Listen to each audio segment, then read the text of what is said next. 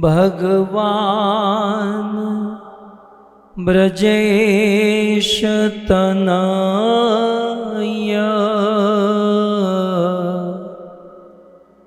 तद्धाम वृंदावन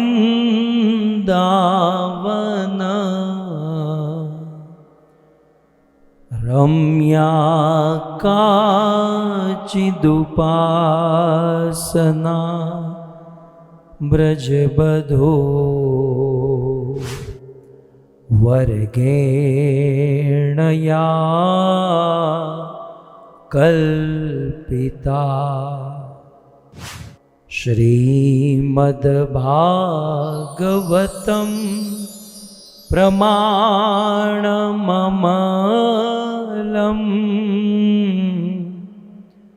प्रेमापुमर्तो महान् श्री चैतन्य महाप्रभु मतमिदं तत्रादरो नः परा। योऽन्तःप्रविश मम वाचमिमां प्रसुप्ताम् सञ्जीवयत्यखिलशक्तिधरस्वधाम्ना अन्यांश्च हस्तचरण श्रवणत्वगादीन्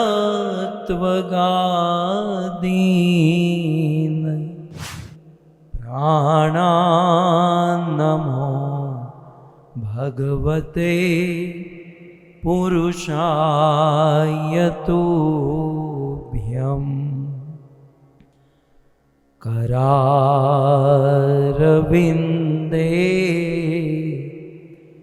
न पदारविन्दम्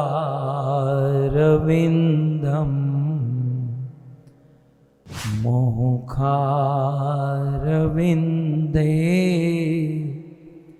विनिवेशयन्तम्।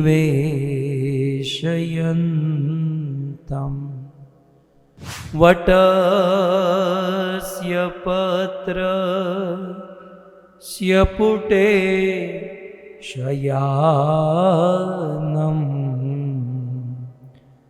बालं मुकुन्दं मनसा स्मरामि।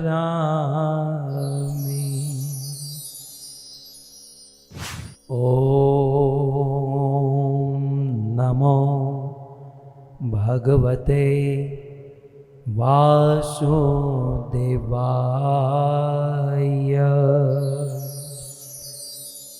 ॐ नमो भगवते वासुदेवाय।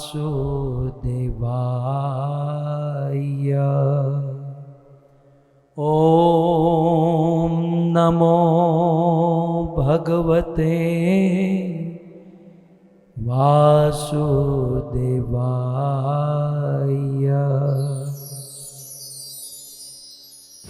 जय जय श्री राधा रमण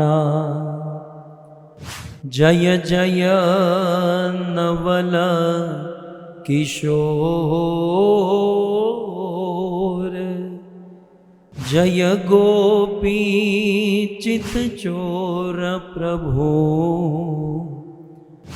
जय जय माखन चोर जय जय माखन चोर।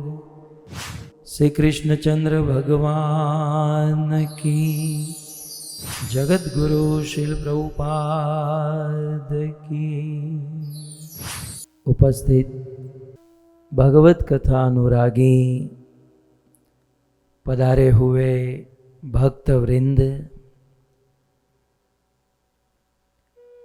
इस सभा को परम सुशोभित करने वाले अंतर्राष्ट्रीय कृष्ण भावनामृत संघ इस्कॉन के वरिष्ठ भक्तगण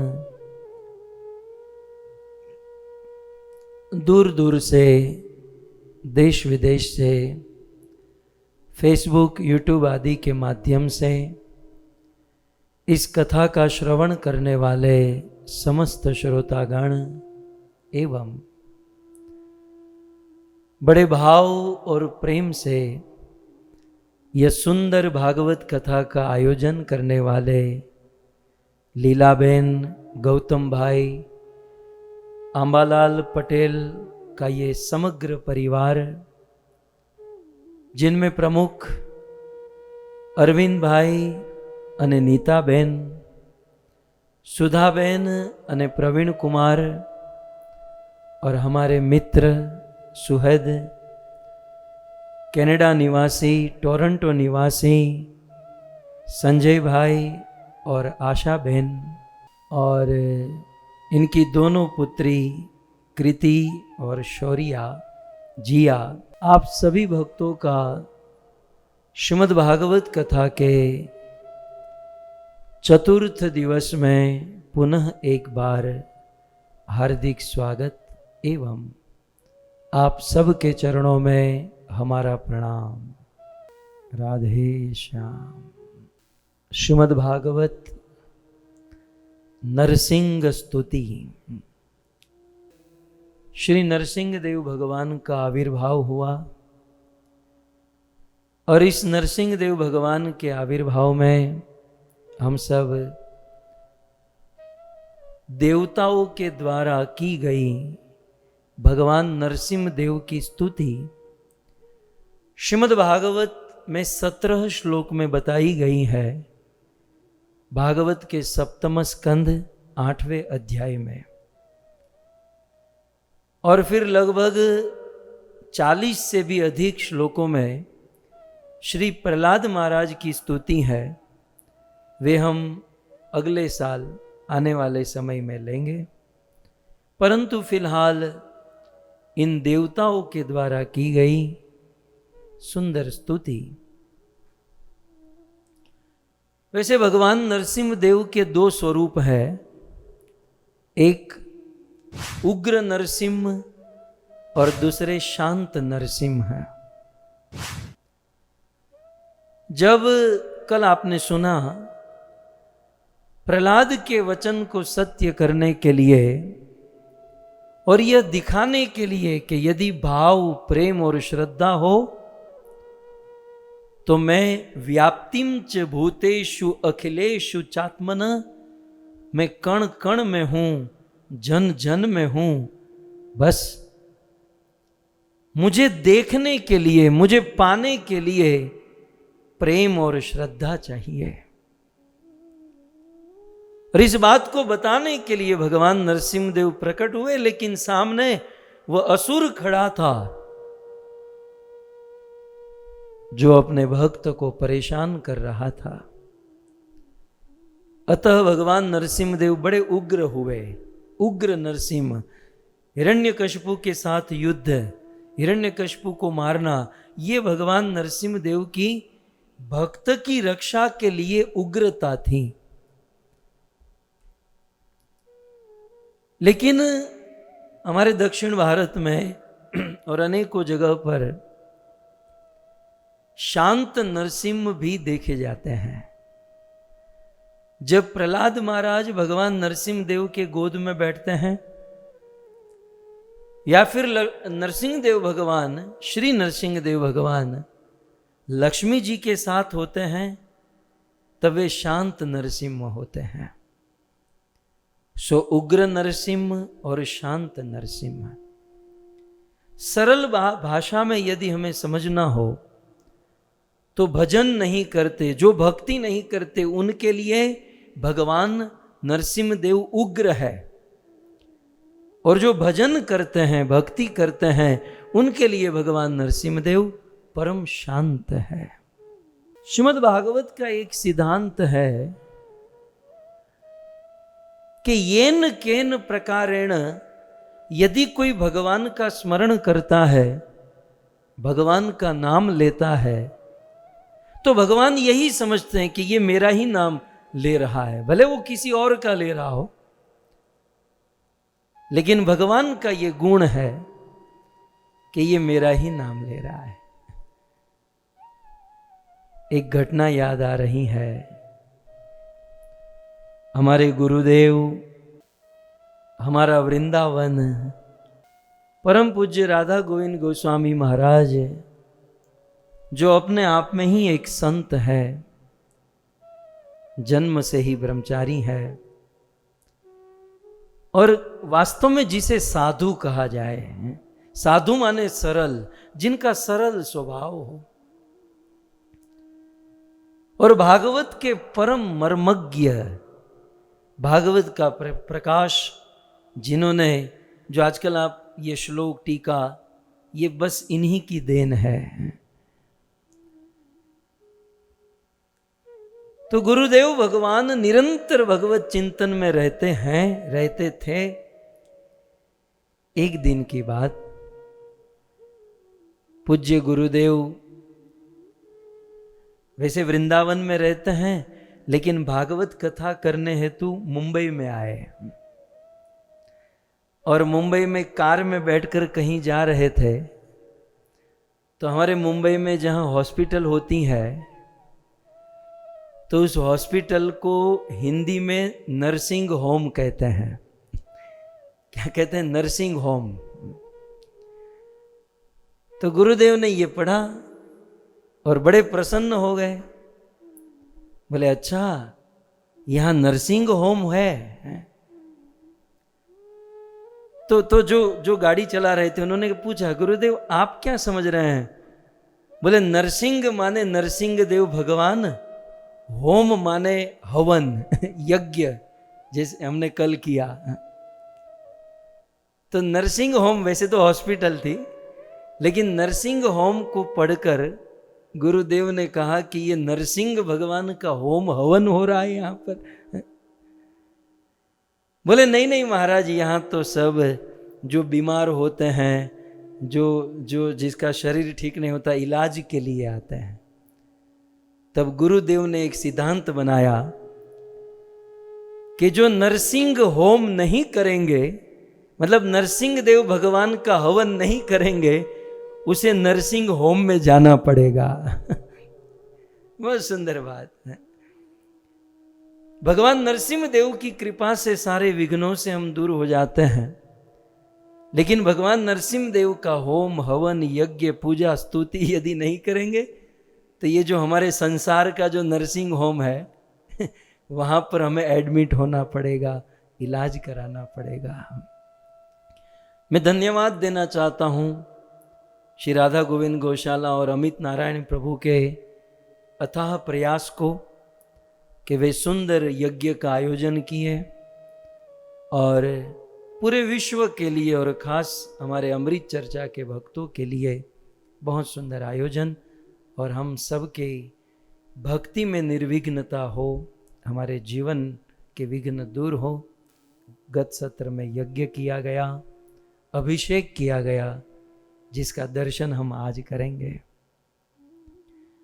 लेकिन ऐसे समस्त विघ्नों के हर्ता भगवान नरसिंहदेव और उनकी लीला कथा हम सब श्रवण कर रहे हैं। पिछले सत्रों में हमने सुना कि अनेकों देवता नीचे आए भगवान नरसिंहदेव को स्तुति करने के लिए। सर्वप्रथम ब्रह्मा जी ने स्तुति की, फिर भी भगवान नरसिंहदेव उग्र है, क्रोध में है। तब शिव जी ने सोचा कि अब मुझे ही आगे जाना पड़ेगा। ब्रह्मा जी को पीछे किया और देवाधिदेव महादेव आगे आ गए, और शिव जी आगे आकर कहते हैं, श्री रुद्र उवाच कोपकालो युगान्तस्ते हतो यमसुरोल्पकः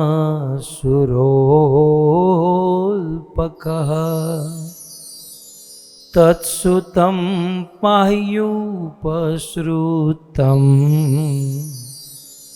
भक्तं ते भक्तवत्सलं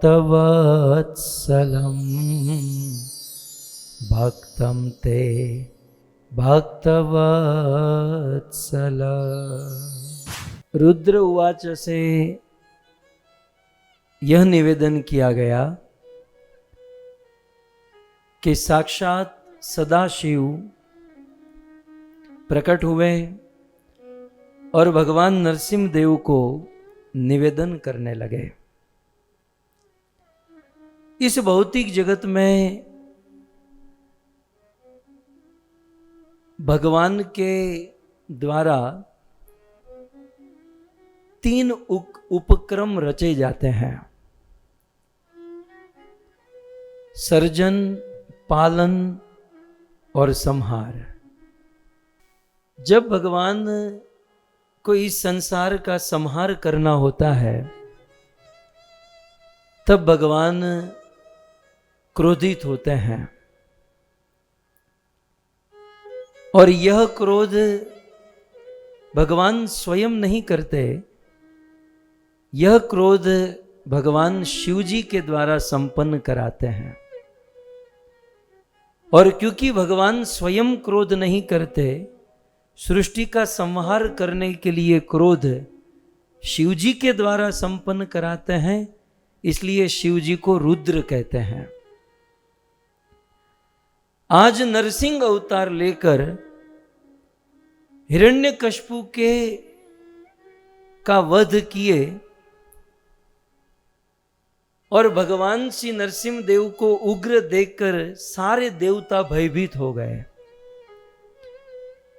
लेकिन एक देवता भयभीत नहीं हुए, वो थे देवाधिदेव महादेव। शिवजी को डर नहीं लगा, और शिवजी को डर नहीं लगा इसका कारण कहते हैं रुद्रस्तु तत्कोप अभिज्ञो। देवाधिदेव महादेव भगवान के क्रोध के बारे में पूर्ण रूप से जानते हैं, इसलिए शिवजी ने कहा कि प्रभु, आपके क्रोध करने का समय अभी नहीं आया है। प्रभु, आपको सृष्टि के अंत में क्रोध करना होता है। प्रभु, आप असमय में ही क्रोध कर रहे हैं। वैसे कोई हमें पूछे कि भाई आपको क्रोध कब आता है, मैं आपको पूछूं, ये जितने भी बैठे हैं, आप लोगों को क्रोध कब आता है? साल में एक बार, महीने में एक बार, दिन में एक बार? कुछ लोग कहेंगे ये मेरा वाला जो है ना, वो तो हर घंटे में क्रोध करता है। लेकिन आपके मन में प्रश्न हो कि चलो हम तो क्रोध, कुछ लोग तो तवे पर ही बैठे होते हैं, हम एनी साथ बात न करी सको, आप उनके साथ बात करो तो क्रोध से ही जवाब मिलता है। लेकिन यदि मन में प्रश्न हो कि भगवान को क्रोध कब आता होगा, मतलब हमारे जो क्रोध करने का टाइम है वो टाइम दिन में एक बार, दिन में 10 बार, लेकिन थोड़ा भगवान के विषय में सोचे, भगवान के क्रोध करने का टाइम क्या है? कब कब क्रोध आता है? भगवान कब कब क्रोध करते हैं? जानना चाहोगे? 1 सेकेंड जब 60 बार होती है तो 1 मिनट होता है,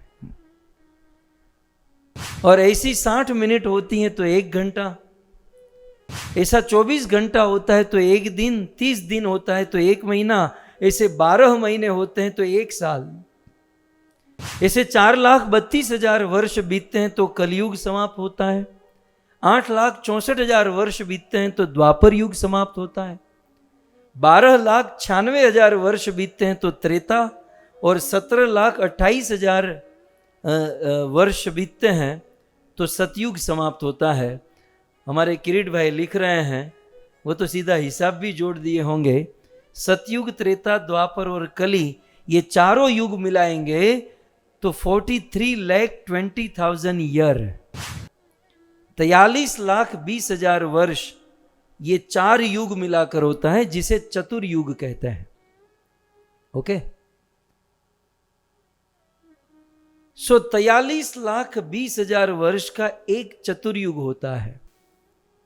यदि 1,000 बार चतुर्युग यदि गिना जाए, सतयुग त्रेता द्वापर कली एक चतुर्युग इंटू 1000, ये 1000 बार चारों युग जब बीतेंगे, सतयुग त्रेता द्वापर कली 1, सतयुग त्रेता द्वापर कली 2, सतयुग त्रेता द्वापर कली 3, सतयुग त्रेता द्वापर कली 4, ऐसे 1000 टाइम्स जब बीतेंगे तब ब्रह्मा जी के 12 घंटे समाप्त होंगे,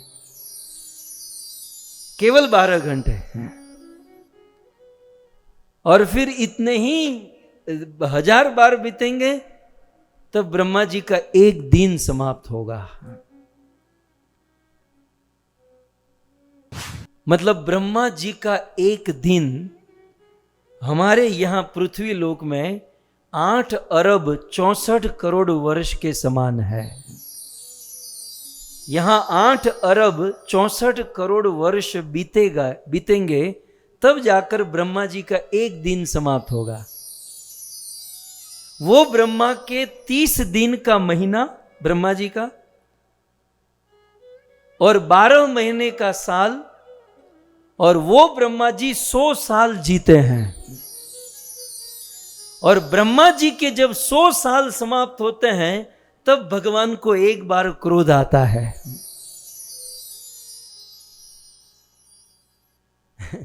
ब्रह्मा के 100 साल जब बीतते हैं तब भगवान एक बार क्रोध कर, ये कौन कह रहा है? देवादिदेव महादेव कह रहे हैं। कोप कालो युगांतस्ते, हे प्रभु आपके क्रोध करने का समय मैं जानता हूं। प्रभु के, भगवान के क्रोध करने का टाइम क्या है? कोप कालो युगांतस्ते हतो यम सुरोल्पक तत्सुतं पायु उपसृतं भक्तं मे भक्तवत्सलः।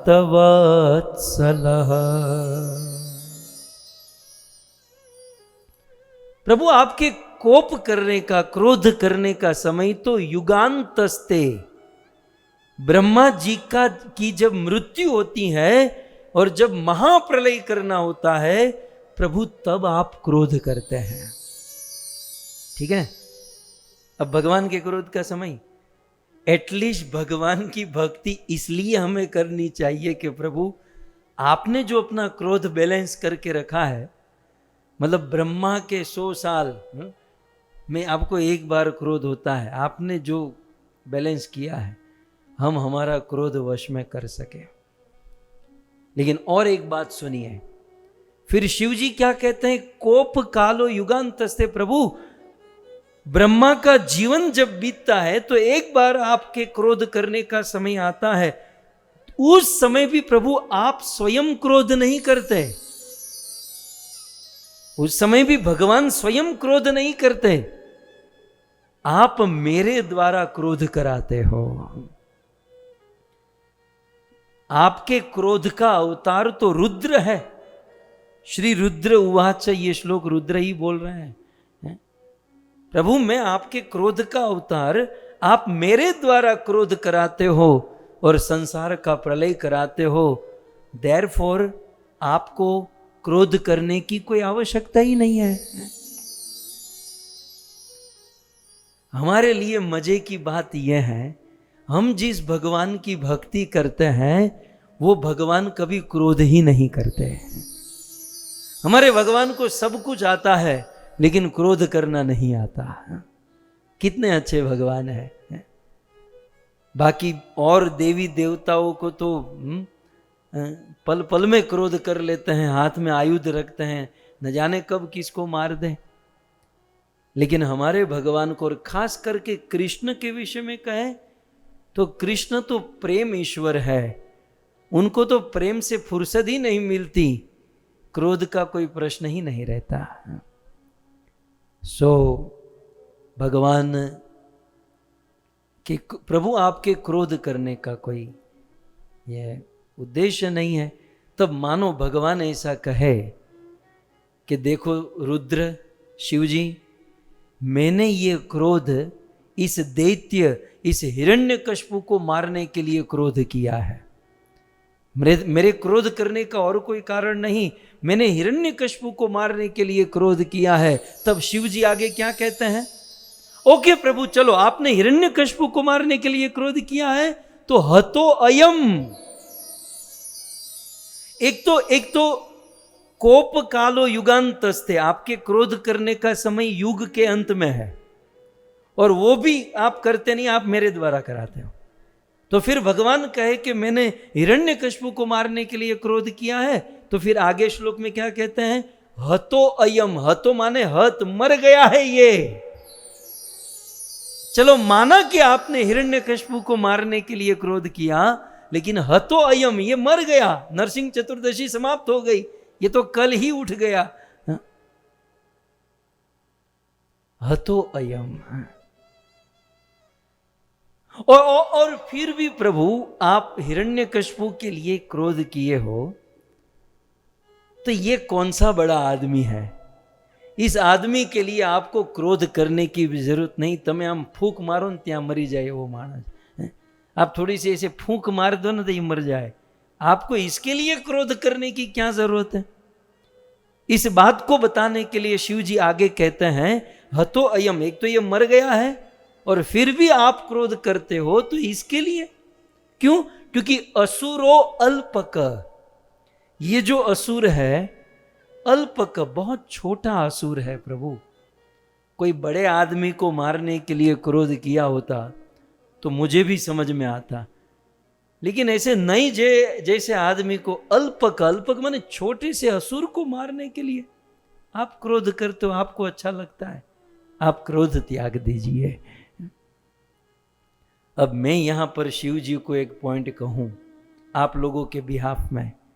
किस शब्द पर? ये अंतिम शब्द जो ना, असुरो अल्पक, ये जो असुर है अल्प माने छोटा सा असुर है, क्रोध करने की जरूरत नहीं। तो मैं शिव जी को पूछूं, ये छोटा असुर है? ये हिरण्यकश्यप कोई छोटा असुर था? आप विचार तो करो, हिरण्यकश्यप का भाई हिरण्याक्ष, ओके, और हिरण्याक्ष की एक लीला सुनिए। वो पृथ्वी को गेंद की तरह उठाकर पाताल में जाकर छिपा दिया। जिस पृथ्वी पर हम और आप रहते हैं, पूरी पृथ्वी को ही उठाकर पाताल में छिपाया। मतलब जो असुर पूरी पृथ्वी को उठा सकता है, उसे उठाकर पाताल में छिपा सकता है, वो असुर कितना बड़ा होगा। वर्णन तो भागवत में कुछ ऐसा है कि हिरण्याक्ष और हिरण्यकश्यप जब अपनी माता दीति के गर्भ में थे, जब गर्भ में थे उसी समय उनका प्रभाव दुनिया में छा गया।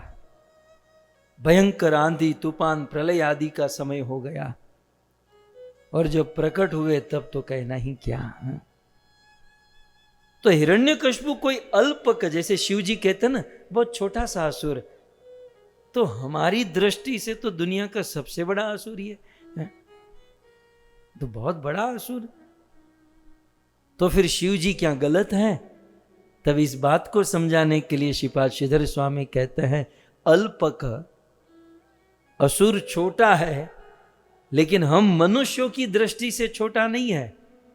वो क्या समझाते हैं? अल्पक त्वद अपेक्षया, जो मूल श्लोक में नहीं लिखा, लेकिन शिव जी का भाव हमें समझाने का प्रयास किया गया कि हतो असुर अल्पक, असुर छोटा है, लेकिन हम लोगों की दृष्टि में छोटा नहीं, हमारे लिए तो वो बहुत बड़ा असुर।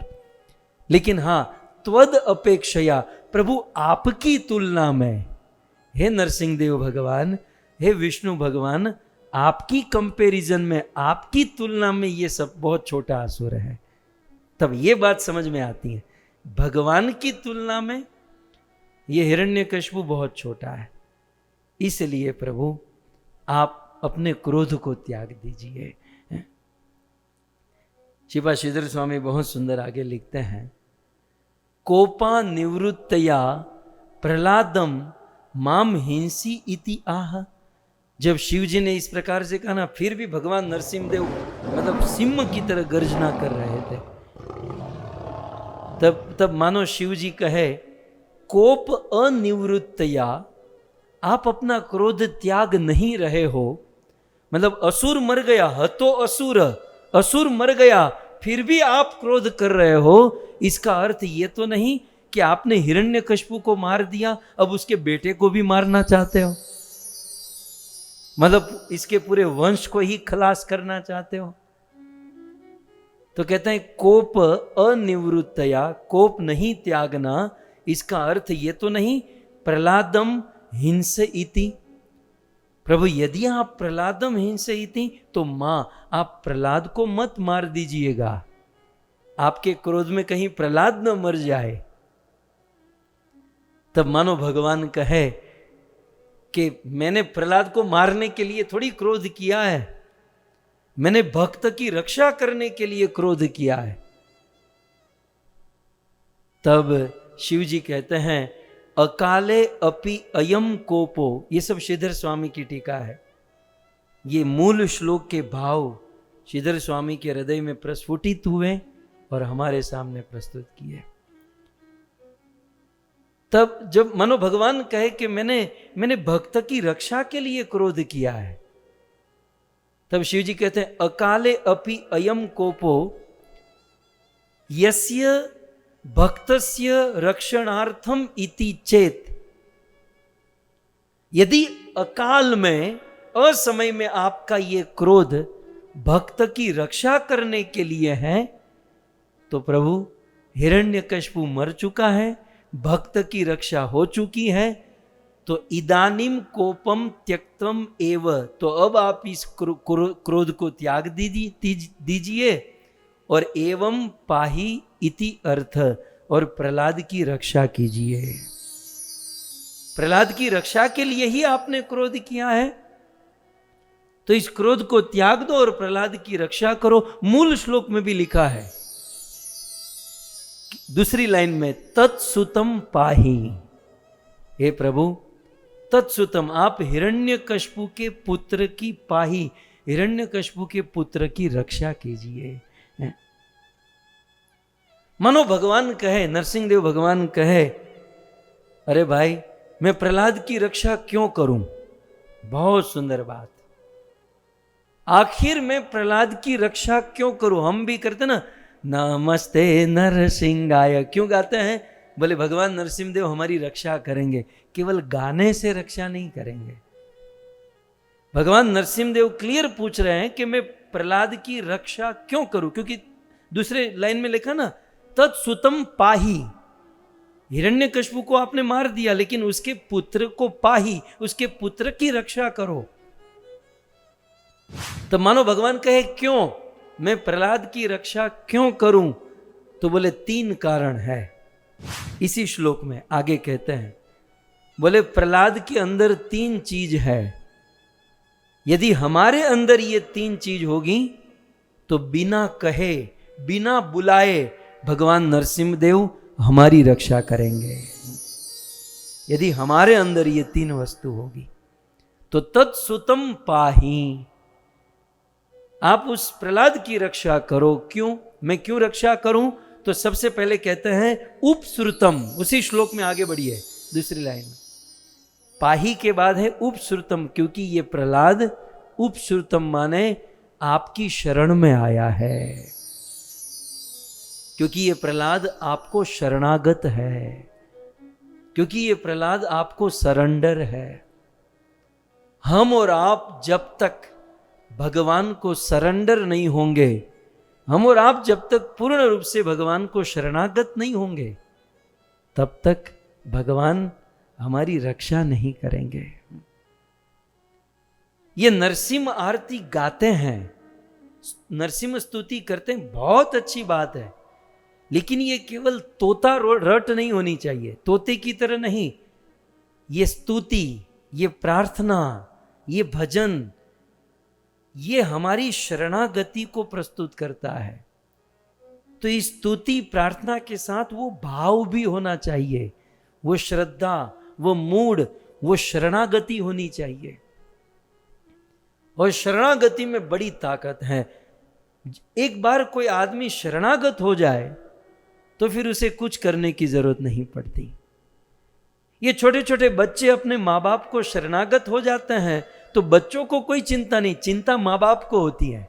बच्चा तो बिंदास होता है, खाना पीना पहनना सब कुछ माँ बाप करते हैं। क्यों? क्योंकि बच्चे माँ बाप को शरणागत है। हम यदि भगवान को शरणागत हो जाए तो सारी चिंता उनकी। सो रुद्र कहते हैं, शिव जी कहते हैं कि तत्सुतम पाही, उनके आपने बाप को तो मार दिया लेकिन उसके बेटे की रक्षा कीजिए। क्यों? क्योंकि उपश्रुतम, क्योंकि वो आपको शरणागत है। तो पहली शिक्षा, हम यदि भगवान को शरणागत होंगे तो पाही वो हमारी रक्षा करेंगे। साथ ही साथ दूसरा पॉइंट क्या है? तत्सुतम, वो उनका बेटा प्रहलाद भक्तम, सीधा शब्द है, आप देखिए भक्तम, प्रभु वो आपका भक्त है। वो कोई दुनिया का साधारण आदमी नहीं, वो आपका डिवोटी है प्रभु। रात दिन उसने आपका स्मरण किया, रात दिन उन्होंने आपका जतन किया है। इसलिए तत्सुतम पाही, आप प्रहलाद की रक्षा कीजिए। इस क्रोध को दूर करें और प्रहलाद की रक्षा करें, क्योंकि वो आपका भक्त है। यदि हम और आप भक्ति करेंगे ना तो भगवान से मांगने की और पुकारने की जरूरत नहीं पड़ेगी। भक्ति करते रहे, भक्ति करेंगे तो सारी जिम्मेवारी भगवान की हो जाती है। तो पहली है शरणागति, दूसरी है भक्ति। भक्ति माने सेवा और प्रेम। तो हमें भगवान की सेवा और प्रेम करना है। और केवल दो वस्तु से नहीं चलेगा। शिव जी ने तीसरी बात बताई। मानो भगवान कहे मैं क्यों प्रहलाद की रक्षा करूं? तो बोले तत्सुतम पाही, क्योंकि उपश्रुतम एक, भक्तम दो, और ते माने तीसरा पॉइंट कहते हैं ते, ये सबसे बड़ा पॉइंट है। ते प्रभु वो आपका हो चुका है, वो आपका है।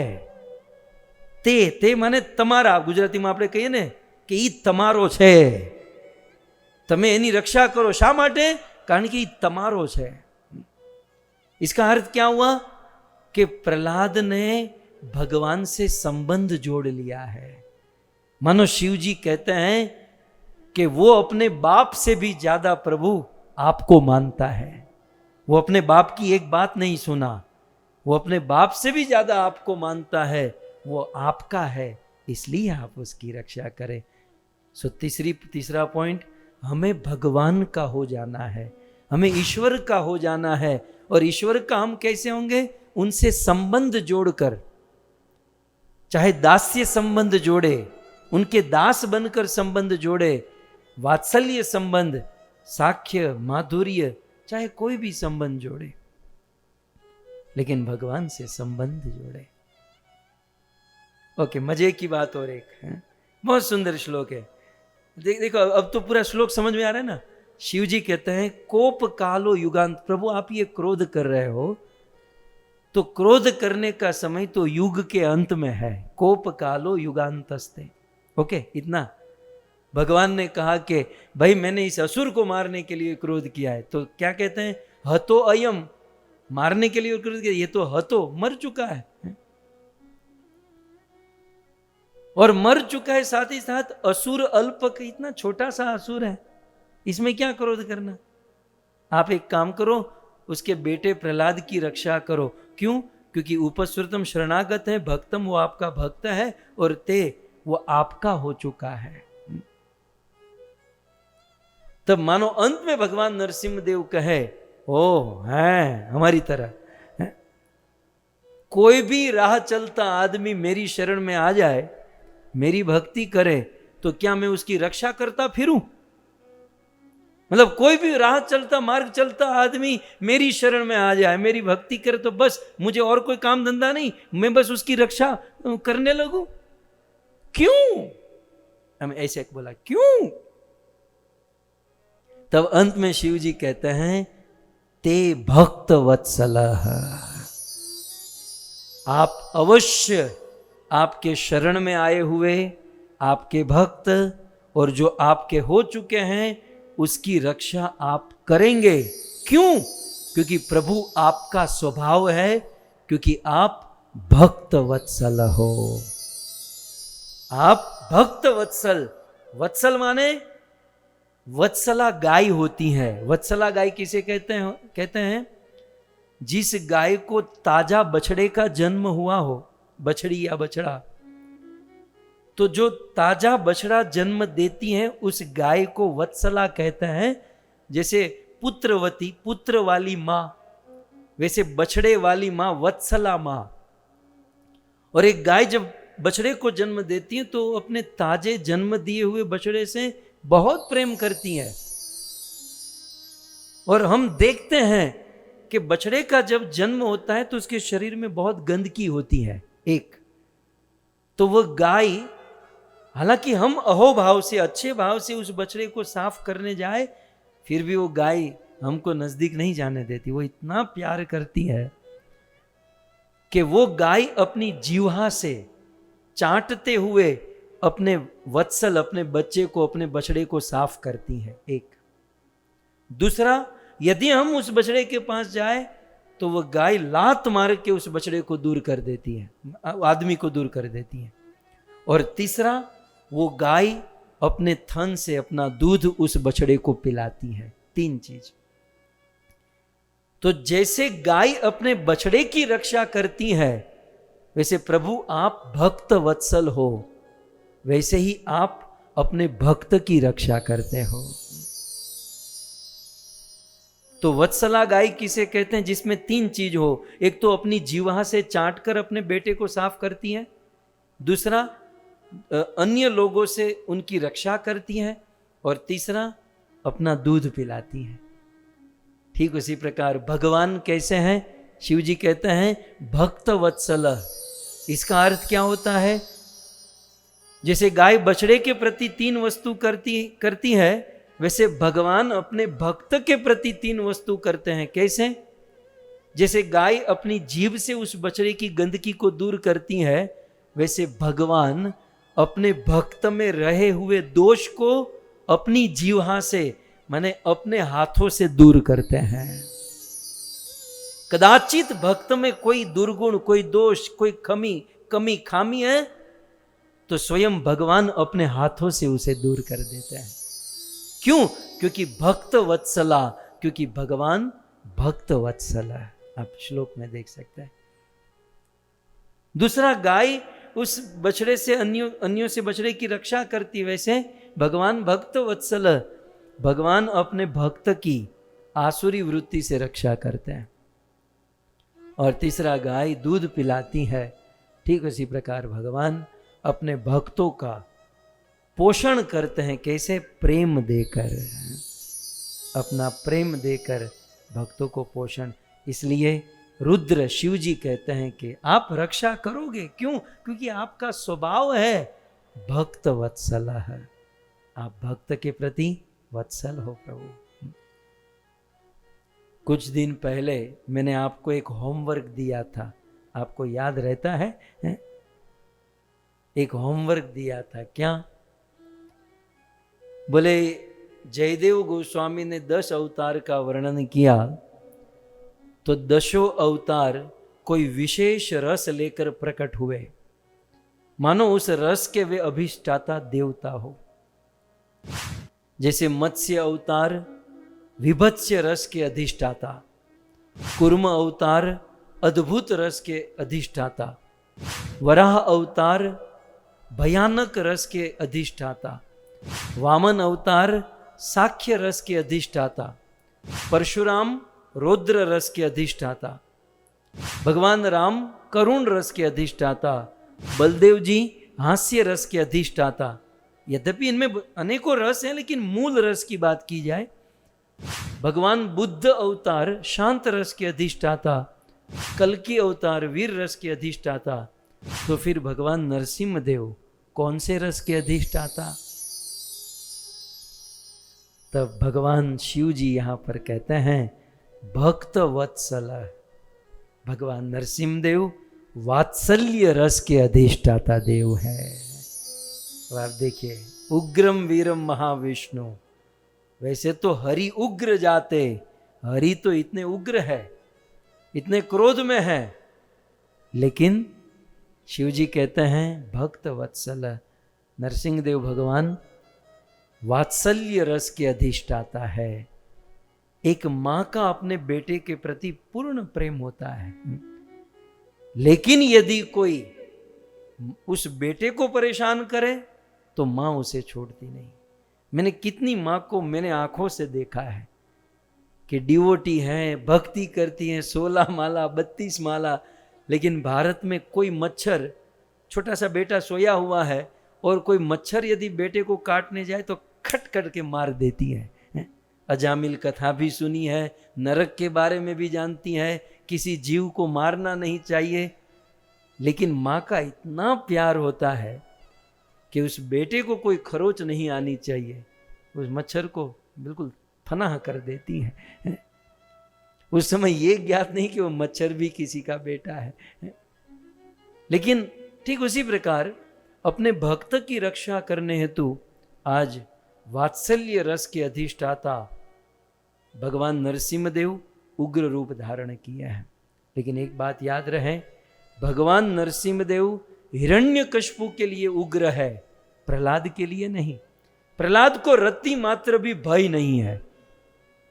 वनराज केसरी सिंह जब वन में निकलता है तो सारे पशु पक्षी वहां से भाग जाते हैं। उस सिंह को देखकर कांप जाते हैं, डर जाते हैं। लेकिन वो सिंह के जो बच्चे होते हैं वो तो सिंह के साथ खेलते हैं, उसके ऊपर कूदते हैं, कभी कभी अपने बाप को सिंह को थप्पड़ भी मार देते हैं और सिंह प्रेम से खा भी लेता है। तो वो वन का केसरी सिंह दूसरों के लिए भयानक है, अपने बच्चों के लिए तो उनका वात्सल्य होता है। ठीक उसी प्रकार भगवान नरसिंहदेव भक्त वत्सल, दूसरों के लिए क्रोध, दूसरों के लिए उग्र, लेकिन भक्त के लिए वत्सल, वात्सल्य, अपने भक्तों के लिए उनका वात्सल्य प्रेम है। और ये वात्सल्य दिखा गया। श्रीमद् भागवत जी में वर्णन है, जब प्रहलाद को गोद में बिठाया तो जैसे एक सिंह अपने बेटे को प्यार करता है, सबके प्रेम करने की स्टाइल अलग अलग होती है। इवन मनुष्यों में भी अलग अलग स्टाइल है, पशु पक्षियों में अलग है। पशु पक्षियों में जब अपने बेटे को प्रेम करता है तो जीवा से चाटते हैं, अपनी जीभ से चाट कर प्रेम करते हैं। तो प्रहलाद को जब भगवान नरसिंहदेव ने गोद में बिठाया तो भगवान नरसिंहदेव अपनी जीवा से चाटने लगे। और फिर भगवान नरसिंहदेव ने अपना हाथ प्रहलाद के मस्तक पर रख दिया। आप देख सकते हैं पीछे फोटो में भगवान नरसिंहदेव का। ध्रुव महाराज के गाल में शंख स्पर्श किया और नरसिंहदेव ने हाथ मस्तक पर रखा। वहां ध्रुव के गाल में वो हाथ स्पर्श हुआ तो ध्रुव महाराज स्तुति करने लगे 12 श्लोक में। यहां प्रहलाद के ऊपर हाथ रखा, प्रहलाद को भी सारे वेद प्रकट हो गए और प्रहलाद भी स्तुति करने लगे। सो कुल मिलाकर शिव जी के, अभी हम लोग शिव जी के पास हैं। शिव जी कहते हैं कि ते भक्त वत्सल, प्रभु आप भक्त वत्सल हो। मुझे गुरुदेव की एक बात याद आ रही है। परम पूज्य राधा गोविंद गोस्वामी महाराज यह कथा, प्रहलाद महाराज की कथा लगभग 25 बार किए होंगे, क्योंकि उनको प्रहलाद से बड़ा प्रेम। जैसे चैतन्य महाप्रभु 100 बार प्रहलाद और ध्रुव चरित्र को सुनते। गुरुदेव के ये वचन है कि भगवान नरसिंहदेव और कोई नहीं, भगवान नरसिंहदेव भगवान विष्णु के क्रोध की लीला है। भगवान का क्रोध रूपी लीला, यदि भगवान के क्रोध का अवतार यदि लेना हो तो भगवान नरसिंहदेव है। और शिव जी का इस प्रकार से कहना, भक्तों ये कोई छोटी बात नहीं है। किसी बड़े आदमी को ऐसा कहना कि भाई आप क्रोध मत करो तो कितना ईगो हर्ट होता है। बड़ा छोड़ो, कोई साधारण भक्त भी होगा ना, उसको आप जाकर कह देना, डिवोटी को आप कह देना कि प्रभु आप इतना क्रोध क्यों करते हो, आप क्रोध मत करो। हमारे जीवन में तो, मुझे तो बहुत अनुभव है, मान लो कोई कथा में कभी कभार कोई गलती करता है, बहुत डिस्टर्बेंस होता है, तो कभी कभार नरसिंह भगवान प्रकट हो जाते हैं, तो फिर हजारों लोग सुनाते हैं, प्रभु आप क्रोध करते हैं। अरे भाई, मैं इतने सालों से इतना प्रेम करता हूं, ये दिखाई नहीं देता, और एक बार यदि क्रोध हो गया, प्रभु आप क्रोध करते हैं। तो किसी बड़े को ऐसा कह देना कि आप क्रोध करते हैं, तो ये उनको हर्ट होता है, बहुत बुरा लगता है। अब मुझे बताइए, भगवान विष्णु से बड़ा कौन है, और किसकी ताकत औकात के भगवान को कहे कि प्रभु ये क्रोध करना ठीक नहीं है, क्रोध त्याग दो। शिव जी ने तो सीधा कह दिया ना, कोप कालो युगांतस्ते हतो अयम सुरो, बोला प्रभु ये कोप, ये क्रोध ठीक नहीं है, क्रोध त्याग दो। तब गुरुदेव के ये वचन, ये मैंने टीका में कहीं नहीं पढ़े, परम पूज्य राधा गोविंद गोस्वामी महाराज के अंतर से निकले हुए ये शब्द, ये दिव्य भाव, गुरुदेव ने कहा था कि ये शिव जी के द्वारा किया हुआ व्यंग है। ये श्लोक जो है ना, शिव जी का व्यंग है, और व्यंग में शिव जी ये कहना चाहते हैं कि प्रभु ये क्रोध करके आप किसका पालन करोगे? आप तो भगवान हो, भगवान भक्तों का पालन करते हैं, क्रोध करके आप क्या पालन करोगे? क्रोध से पालन नहीं होता प्रभु, क्रोध से केस बिगड़ जाता है,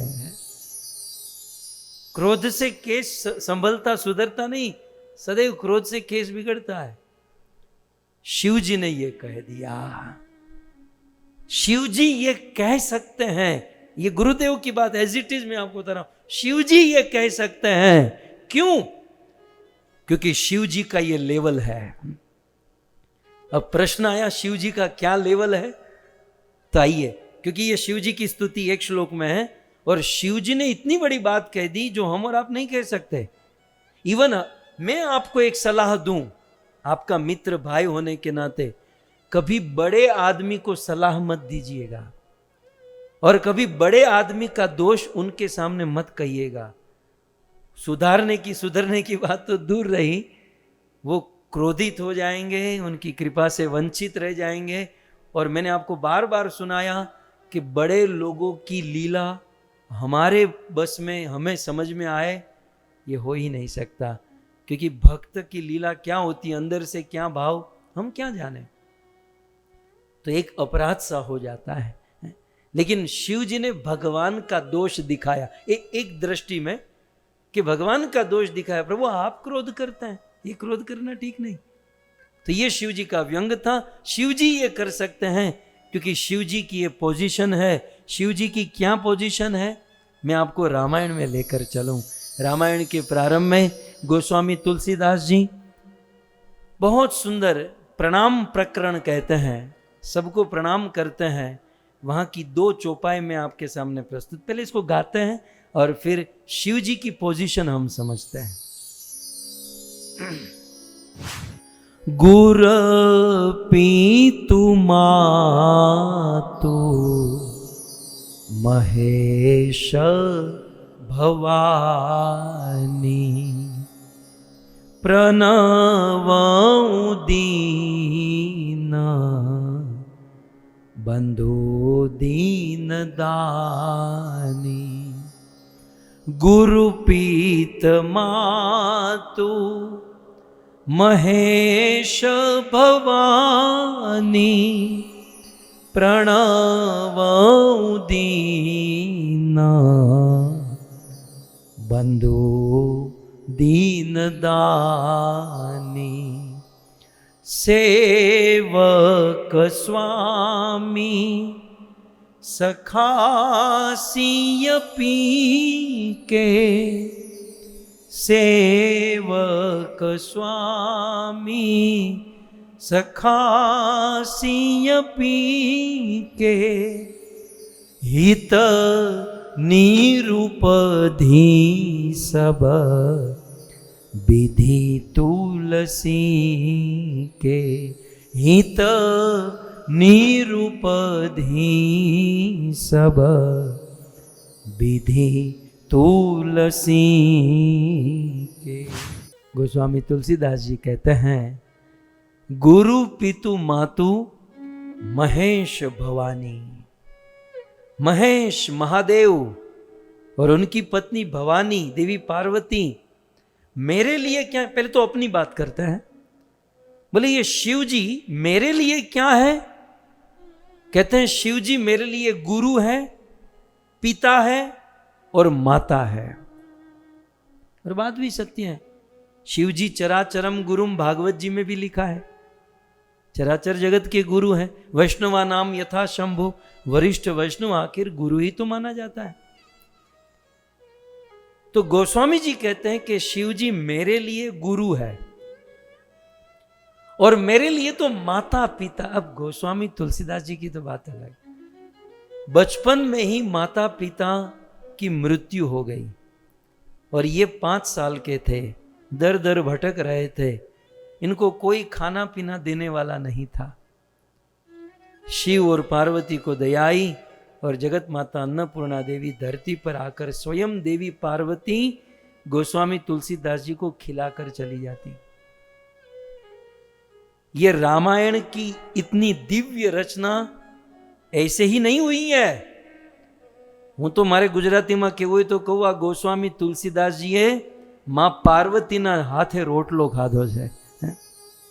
पार्वती के हाथों से बनाई हुई रोटी तुलसीदास जी ने खाई है, तब जाकर मानस की रचना हुई, अद्भुत ग्रंथ।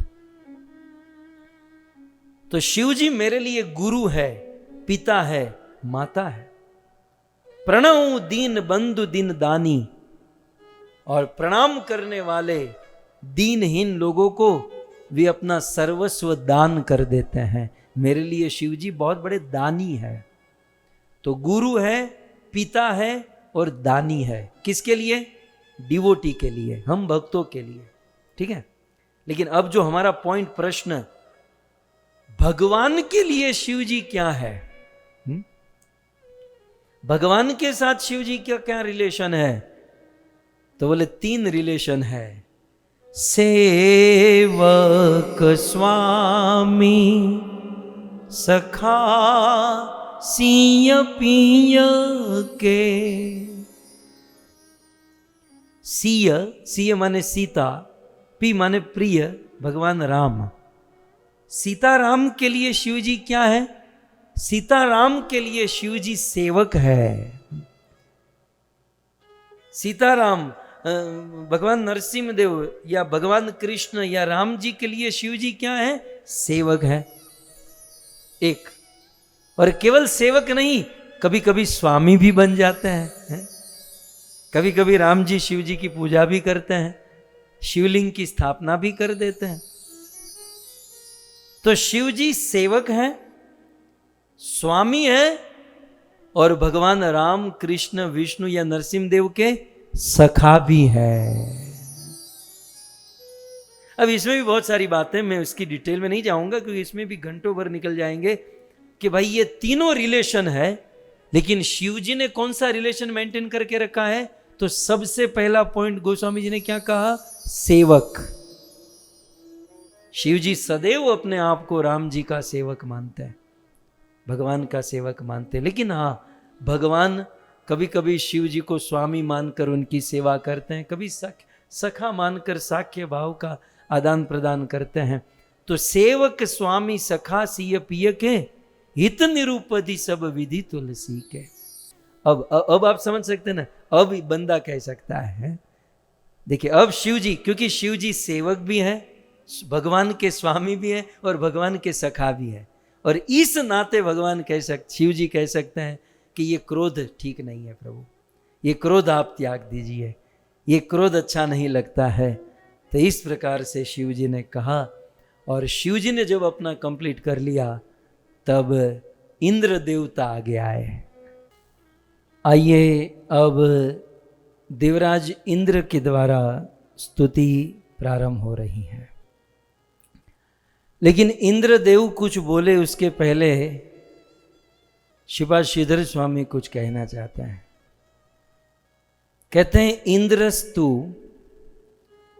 स्वदुखम आवेदयत।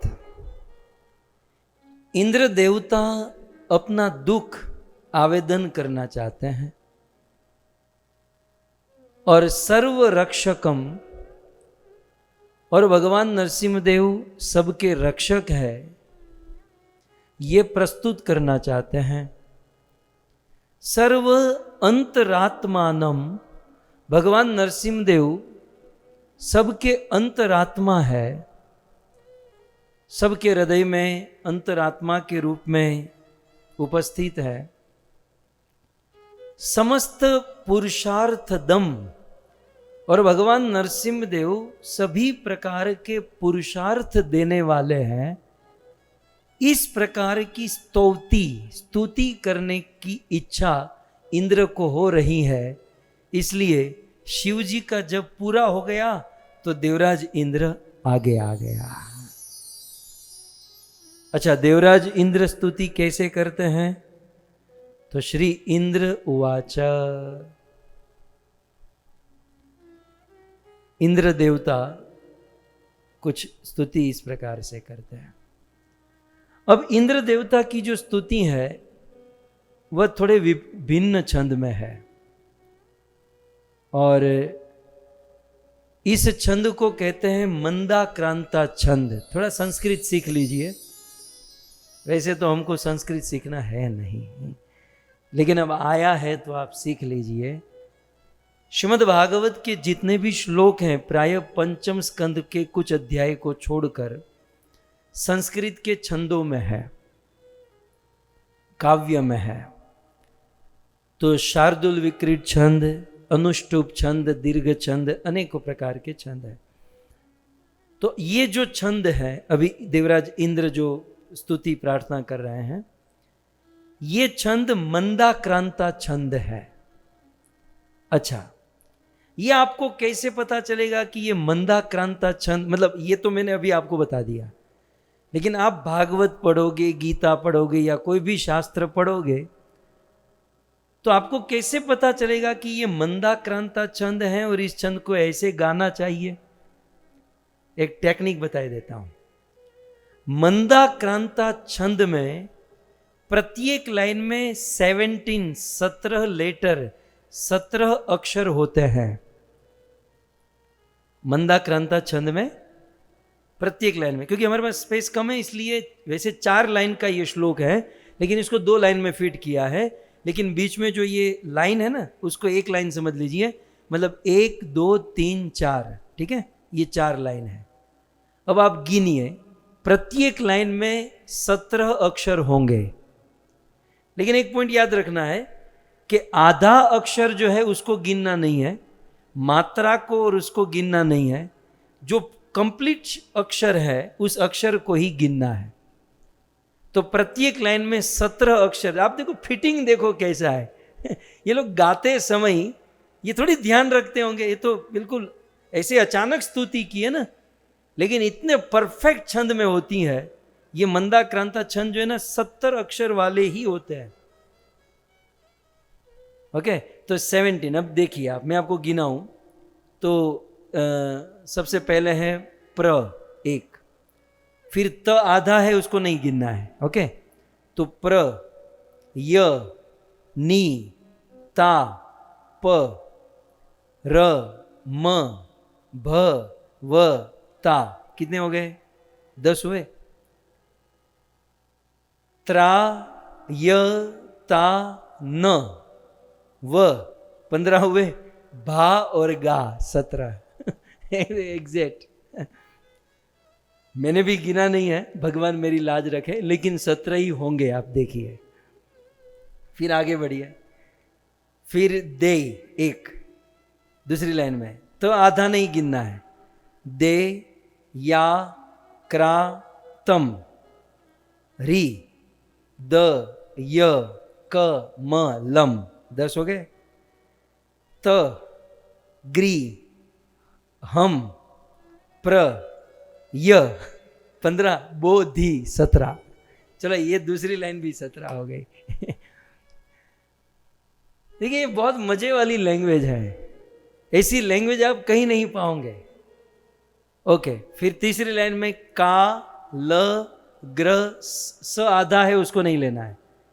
तम, की, य, दी, द, म, हो 10 हो गए।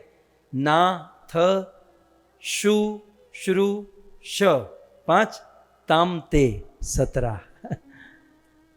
तो ये भी 17। अब लास्ट लगे हाथ ये भी गिन लीजिए। मु, ती, स नहीं, ते, शाम, न, ही, ब, हु, म, ता 10 हुए। ना, र, सिम, हा, प एक ज्यादा, अच्छा फिर रे और की, म आधा है इसलिए म को नहीं गिनना है। हो गए 17। ठीक है, तो मंदाक्रांता छंद है ये। ओके, तो देवराज इंद्र ने, अब आप विचार कीजिए, उसने तो सीधा सीधा गा दिया, लेकिन इतना लाइन लेवल में गाया कि वो 17 अक्षर वाला, जितने भी मंदाक्रांता छंद है सब में 17 अक्षर ही मिलेंगे आपको। वैसे ये छंद अनेकों राग में, अनेकों ट्यून में गाया जा सकता है, लेकिन मंदाक्रांता छंद 17 लाइन 17 अक्षर वाला छंद मैं खास करके 2 ट्यून में गाता हूं। पहली ट्यून, प्रत्यानिता परम भवता त्रयतान स्वभागा दैत्याक्रांतं हृदय कमलं तद्गृहं प्रत्यबोधि कालं ग्रस्तं कियदिद महोनाथ शुश्रूषतां ते मुक्तिस्तेषां नहि बहुमता नारसिंहा परे किम। ये दूसरी ट्यून कौन सी है? प्रत्यानिता परम भवता त्रयता न स्वभागा दैत्याक्रांतं हृदय कमलं तद्गृहं प्रत्यबोधि कालं ग्रस्तं कियदिदमहो दाथ शुश्रूषतां ते मुक्तिस्तेषां नहि बहुमता नारसिंहा परे किम। बहुत संस्कृत हो गया, सीधा सीधा कथा सुनो, ये सब जमेले में मत पड़ो। लेकिन ये भगवत कृपा से, मैं भी कहीं सीखने नहीं गया, लेकिन भगवत कृपा से ये सब तालमेल बैठ जाता है। खैर, तो श्री इंद्र उवाच, 33 करोड़ देवी देवताओं का राजा, स्वर्ग का राजा देवराज इंद्र। यह बहुत सुंदर स्तुति, यह श्लोक भगवान के सामने, इंद्र की स्तुति भी एक श्लोक में है। सबसे पहले इंद्र का इंट्रोडक्शन सुन लीजिए, जो स्तुति कर रहा है उसके बारे में। जैसे नहीं हम कथा करने आते तो अमित नारायण प्रभु, हम भगवान की स्तुति कहते, वो मेरी स्तुति है। तो क्योंकि उनका भाव ये होता है, मेरी कोई इच्छा नहीं होती, लेकिन भाव है कि लोग सुने तो पहले जाने कि कौन बोल रहा है। लेकिन हाँ, ये शास्त्र की परिपाटी है। अब आज देवराज इंद्र भगवान नरसिंह देव की स्तुति करने जा रहा है, तो जो स्तुति कर रहा है उसकी भी महिमा थोड़ी बहुत जाननी चाहिए। इस भौतिक जगत में 2 प्रकार के लोग रहते हैं। शास्त्र में लिखा, द्वै भूते अस्मिन लोके, इस लोक में 2 प्रकार के जीव रहते हैं। कौन से? देव आसुर एवच, एक प्रकार देवता और दूसरी प्रकार के असुर।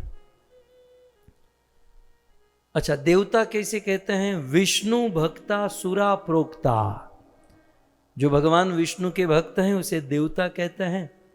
और आसुर एतत विपर्यय, और जो ठीक भगवान से विरुद्ध चलते हैं, उल्टी खोपड़ी वाले होते हैं, वो सब असुर है।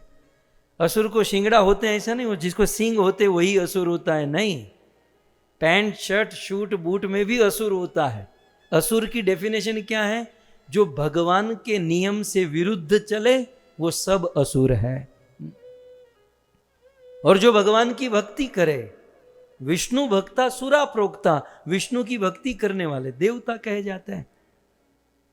एक बात सदैव याद रखें, इंद्र से लेकर ब्रह्मा, जितने भी देवी देवता है, ये सारे के सारे भगवान के भक्त हैं। ये सारे देवता भगवान के भक्त हैं, सारे देवता भगवान के सेवक हैं।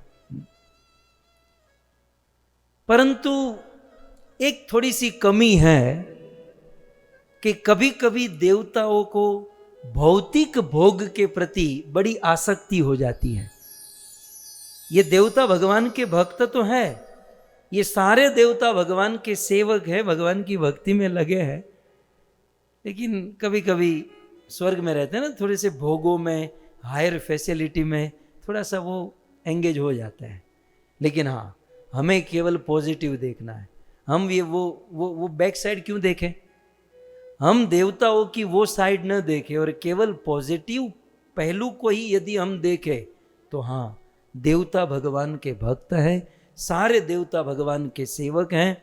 और देवताओं का एक ही काम है कि वो सदैव अपने हृदय में भगवान का चिंतन करते हैं। श्रीमद् भगवद गीता में भगवान श्री कृष्ण ने कहा, पहले तो बहुत सारे योग का वर्णन किया, अष्टांग योग, ये वो, ध्यान योग, ज्ञान योग, लेकिन अर्जुन ने कहा प्रभु आपने कंफ्यूज कर दिया, अब आप ही बताइए आपको सबसे अच्छा योग कौन सा लगता है? तो भगवान श्री कृष्ण कहते हैं योगी नाम अपि सर्वेशाम, सर्वेशाम योगी नाम, सभी योगियों में, मत गतेन अंतरात्मना, जो अंतर आत्मा से, श्रद्धावान भजते माम, जो अपनी अंतर आत्मा से, अपने चित्त से, श्रद्धा से मेरा भजन करता है, अपने चित्त में मेरा स्मरण करता है, स मैं वो योगी मेरे लिए युक्त तमो मतः, वो सबसे बड़ा योगी है, ये मेरा मत है। ऐसा भगवान श्री कृष्ण ने अर्जुन से कहा। तो देवताओं का कार्य क्या है? वे भगवान का चिंतन करते हैं। लेकिन अब क्या गड़बड़ हुई? जब से हिरण्यकशिपु का आतंक बढ़ा, वो ब्रह्मा से वरदान लेकर जब वो बहुत बड़ा टेररिस्ट आतंकवादी बन गया, सारे देवताओं को परेशान किया, तो हिरण्यकशिपु के भय से देवताओं का चिंतन बंद हो गया। देवता भगवान का चिंतन करते हैं ना, भक्ति करते हैं, तो हिरण्यकशिपु के भय से देवताओं का चिंतन बंद हो गया। और ऐसा होता है कि जब भय होता है, चिंता, तो चिंतन। और आज जब भगवान नरसिंह देव ने हिरण्यकशिपु को मार दिया, तो अब देवता पुनः भगवान का अच्छे से चिंतन कर पाएंगे। इसलिए इस बात को प्रस्तुत देवराज इंद्र करने जा रहे हैं। और प्रस्तुत करते हुए कहते हैं कि प्रत्यानिता परम भवता त्रायता नः स्वभागा। सबसे पहले देवराज इंद्र इस श्लोक में भगवान नरसिंह देव को 3 संबोधन देते हैं। सबसे पहला संबोधन है परम। पहले श्लोक से खोज लीजिए, पहली लाइन में दूसरा शब्द है परम। देवराज इंद्र भगवान नरसिंह देव को कहते हैं परम। भारत में हमारे एक मित्र हैं परम प्रकाश, कल ही उनसे बात हुई थी। खैर, तो परम एक। दूसरा संबोधन आप देख सकते हैं दूसरी लाइन में, तीसरा शब्द नाथ, हे नाथ। ओके, सो हे परम, देवराज इंद्र भगवान नरसिंह देव को कहते हैं। और दूसरा संबोधन कहते हैं हे नाथ। और तीसरा संबोधन कहते हैं लगभग सेकेंड लास्ट शब्द नरसिंह, हे नरसिंह। ओके, तो 3 संबोधन है इस श्लोक में, हे परम, हे नाथ और हे नरसिंह। पहले संबोधन को समझ लेते हैं, क्योंकि संबोधन सबसे पहले ही होते हैं। संस्कृत भाषा आगे पीछे हो जाती है ना, संस्कृत हिंदी इसलिए आगे पीछे हो जाता है। लेकिन जब भी हम किसी को कुछ बोलते हैं तो हे प्रभु जी, फिर सारी बात होती है ना, तो पहले संबोधन आता है। तो भाषा के अनुसार हम सबसे पहले संबोधन ले, तो देवराज इंद्र ने भगवान नरसिंह देव को 3 संबोधन दिए। उसमें सबसे पहले कहते हैं प्रत्यानीता परम, हे परम। अच्छा, परम का अर्थ क्या है? आचार्यों के पास चलें तो परम, हे परम मतलब संबोधन है, इसलिए हे परम परमेश्वर। परम का एक अर्थ होता है परमेश्वर। तो मानो देवराज इंद्र भगवान नरसिंह देव को क्या कहते हैं? परमेश्वर। मतलब भाव क्या है इंद्र का कि प्रभु हम लोग ईश्वर है। दुनिया के लोग हमको ईश्वर कहते हैं कि भाई इंद्र जो है वर्षा करता है, पवन देवता वायु देते हैं, ये है वो है, हम लोग ईश्वर है, लेकिन हम छोटे ईश्वर है। लेकिन प्रभु आप परम ईश्वर है। ओके, एक एक शब्द को रस लीजिए। तो परम शब्द का अर्थ देवराज इंद्र का भाव है। ये इंद्र कह रहे हैं कि हम ईश्वर हो सकते हैं, लेकिन आप ईश्वर नहीं, आप परम ईश्वर, मतलब आप ईश्वर के भी ईश्वर हो। ईश्वर का अर्थ होता है कंट्रोलर। देवता कंट्रोलर है, लेकिन सर्टन लेवल तक, बहुत कम कंट्रोल देवताओं के पास है। इंद्र के पास केवल पानी का कंट्रोल है, तो वायुदेव के पास पवन का कंट्रोल है। तो ये सब कंट्रोल देवता लोग कंट्रोलर हैं, लेकिन छोटे छोटे कंट्रोलर है। सभी कंट्रोलरों के कंट्रोलर कौन? परमेश्वर। और वह है भगवान नरसिंह देव, भगवान विष्णु, भगवान कृष्ण। और ये देवता स्वयं कहते हैं। जो देवताओं के उपासक है ना, यहां उनकी आंखें खुलनी चाहिए। श्री इंद्र उवाच, और इंद्र ने भगवान नरसिंह देव को कहा कि हे परम, तो परम का अर्थ है परमेश्वर एक। अच्छा, परम का दूसरा अर्थ दूसरी लाइन में टीका में देखिए, सर्व अंतर्यामी। हे नरसिंह देव भगवान, आप कैसे हो? परम। परम माने सर्व अंतर्यामी, आप सबके अंतर्यामी हो। मतलब हमारे दिल में क्या दर्द है, क्या दुख है, आप सब कुछ जानते हो, तथापि फिर भी हम आपके सामने कुछ बोलने जा रहे हैं। तो 2 अर्थ हुए परम के। वीर राघव आचार्य तीसरी लाइन में, तीसरी लाइन, ये 3 आचार्य की टीका को मैंने ज्वाइन किया है। तो वीर राघव आचार्य तीसरी लाइन में कहते हैं हे परम, तो यहां परम का अर्थ है सर्वोत्कृष्ट। हे परम सर्वोत्कृष्ट। तो वीर राघव आचार्य कहते हैं परम माने सर्वोत्कृष्ट। हे नरसिंह देव भगवान, आप सबसे उत्कृष्ट हो, सबसे श्रेष्ठ हो, सबसे उत्तम हो। तो ये अन्य आचार्य। अब श्रीधर स्वामी क्या कहते हैं? ये श्रीधर स्वामी ने कहा। श्रीधर स्वामी कहते हैं कि परम संबोधन है, इसलिए हे परम इति, मतलब परम का अर्थ क्या है?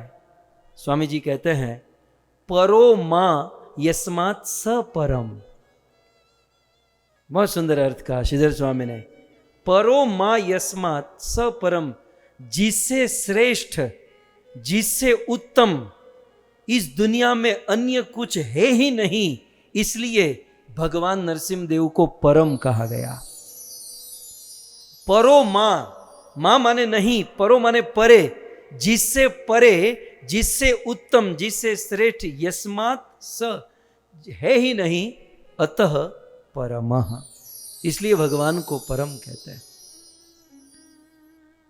श्रुति में कठ उपनिषद में प्रथम स्कंद 3 अध्याय के 11वें श्लोक में लिखा है पुरुषात् पुरुषान्न परम किश्चित सा काष्ठा सा परागति ही।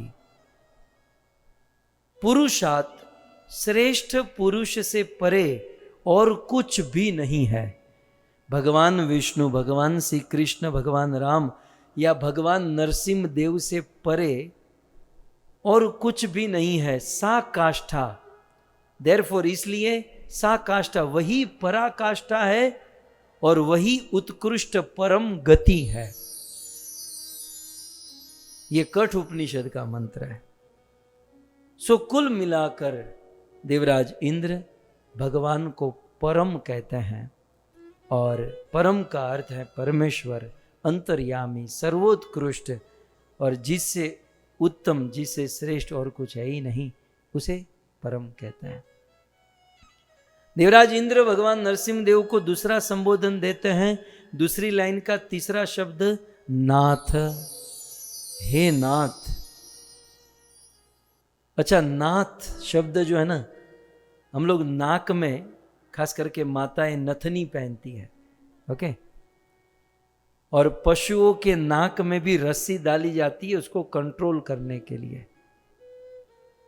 तो जो माया रूपी रस्सी से संसार के चराचर जीव को कंट्रोल करके रखे हैं, इसलिए उस भगवान को नाथ कहते हैं, जिसने हम सब के नाक में माया की रस्सी डाली है और कबू स्वर्ग उठाए कबू नरक डुबाए, और वे भगवान माया रूपी रस्सी से हम सबको कंट्रोल करते हैं, इसलिए उस भगवान को नाथ कहते हैं। एक आचार्य ने बहुत सुंदर कहा, हे नाथ। तो नाथ भगवान स्वामी। हे नाथ का एक भाव है हे याच्य। मुझे बहुत अच्छा लगा, पता नहीं कैसे इसका अर्थ किया, लेकिन जो भी मुझे अच्छा लगा, आचार्य की टीका ही है ये। तो नाथ माने हे याच्य, याच्य माने याचना करने योग्य। इस भूमंडल में, इस संसार में छोटे मोटे लोगों से याचना मत कीजिएगा, किसी साधारण लोगों के सामने भीख मत मांगिएगा। याचना करने लायक केवल एक ही व्यक्ति है और वो है भगवान कृष्ण, भगवान विष्णु, भगवान नरसिंह देव। सो हे नाथ का भाव, इंद्र कहते हैं हे नाथ, तो माने हे याच्य, आप याचना करने लायक। बाकी मैं स्वर्ग का देवता और स्वर्ग के देवताओं का राजा इंद्र, लेकिन आपसे याचना कर रहा हूं क्योंकि आप याचना करने लायक हो। और तीसरा हे नाथ का एक और भाव, ये भी बहुत अच्छा है, हे भक्ति रस प्रदह, भक्ति रस प्रदान करने वाले हो आप, इसलिए हे नाथ। तो वास्तव में भगवान भक्ति रस, इस दुनिया में लोग शराब पीते हैं, नशा करते हैं, क्यों? क्योंकि उसमें कुछ रस है। लेकिन यदि हम भगवान की शरण ग्रहण करें तो भक्ति रूपी रस प्राप्त होता है, और ये रस रसवर्य रसोप्यस्य, सबसे बड़ा रस है। और ये भक्ति रूपी रस मिल गया तो संसार का रस फिर फीका लगने लगता है, नीचा लगने लगता है। सो भक्ति रस प्रदः। सो इस प्रकार से बहुत सुंदर संबोधन, दो संबोधन, और तीसरा संबोधन सेकंड लास्ट शब्द दूसरी लाइन में नरसिंह। और ये तो सीधा है कि नर, आधा नर और आधा सिंह, ये दोनों मिलाकर जो स्वरूप धारण किए हैं, तत्कालीन जो दिखाई दे रहा है, जो आंखों से दिखाई दे रहा है, इसलिए देवराज इंद्र भगवान नरसिंह देव को यह संबोधन देते हैं। तो इस प्रकार से संबोधन दिए और अब देवराज इंद्र अपनी प्रार्थना स्तुति प्रारंभ करते हैं। लेकिन हमारे समय समाप्ति की घोषणा हो चुकी है, तो यहीं पर हम रुकते हैं और विराम करते हैं। लेकिन देवराज इंद्र अब खड़े हैं, वे स्तुति करेंगे। देवराज इंद्र के बाद कल ऋषि मुनि सब आएंगे, ऋषि मुनियों की भी बहुत सुंदर स्तुति, इंद्र की स्तुति भी बहुत बढ़िया है। तो ये सब स्तुति सुनेंगे और कुल मिलाकर भगवान नरसिंह देव, भगवान विष्णु की महिमा, और साथ ही साथ भगवान का क्या लेवल है, देवताओं का, ये सब समझ में आता है। और मैं ज़्यादा इस पर क्लियर नहीं कर रहा हूँ, लेकिन आप समझ सकते हैं कि इन शब्दों से इस प्रकार से स्तुति की जा रही हो तो किसका स्थान कितना ऊपर है, कितना महान है। हम जिस भगवान की शरण में है वो भगवान कितने महान, कितने ऊंचे हैं। तो इस प्रकार की बातें यहाँ पर हम सुन रहे हैं और सुनते रहेंगे, जीवन को धन्य करेंगे। महानता आप लोगों की है कि आप सब घंटों भर बैठकर इस कथा का श्रवण करते हो। आप सभी भक्तों को भूरी भूरी धन्यवाद। और आप सभी भक्त इतनी श्रद्धा से सुनते हो, हैं? हमारी अनेकों माता जी, नीता माता भगवान की वाट बनावता बनावता आज कथा सांभળી हैं। कितनी वाट बना दी। अब अर्धी અહીંયા मोकलजो। मेरी कथा वाट बनाने के लिए आज उन्होंने सुनी है। देखो दिखा रही है। और भी कुछ माताएं रोटी बनाते हुए कथा सुन रही है, कुछ सब्जी बनाते हुए हैं। और इन लोगों का कहना यह है कि कथा सुनते सुनते ये सब बनाते ना तो भोजन भी अच्छा बनता है, हमको भी आनंद आता है। खैर, तो ये तो भागवत है। भागवत किसी भी प्रकार से सुना जाए, श्रवण मंगलम, हमारा मंगल ही मंगल करता है। लेकिन फिर भी इतनी सारी मात्रा में आप सब जत्थाबंध श्रद्धा को लेकर आते हो, कथा सुनते हो, आपकी बड़ी महिमा है। आप सभी भक्तों का धन्यवाद। और विशेष विशेष धन्यवाद इस कथा के आयोजक, कनाडा निवासी, टोरंटो निवासी संजय भाई और आशाबेन, उनके पिता, उनका पूरा परिवार, लीलाबेन, गौतम भाई, आंबालाल, और उनके बड़े भाई अरविंद भाई, उनकी बहन सुधाबेन।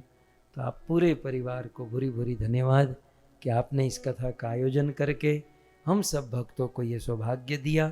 आइए जय जयकार के साथ हम आज के सत्र को विराम करें। ग्रंथराज श्रीमद् भागवतम महापुराण की, श्री कृष्णचंद्र भगवान की, जगत गुरु शिल प्रभुपाद की, निताय गौर प्रेमानंदे। जय जय श्री राधे, जय जय श्री राधे, जय जय श्री राधे।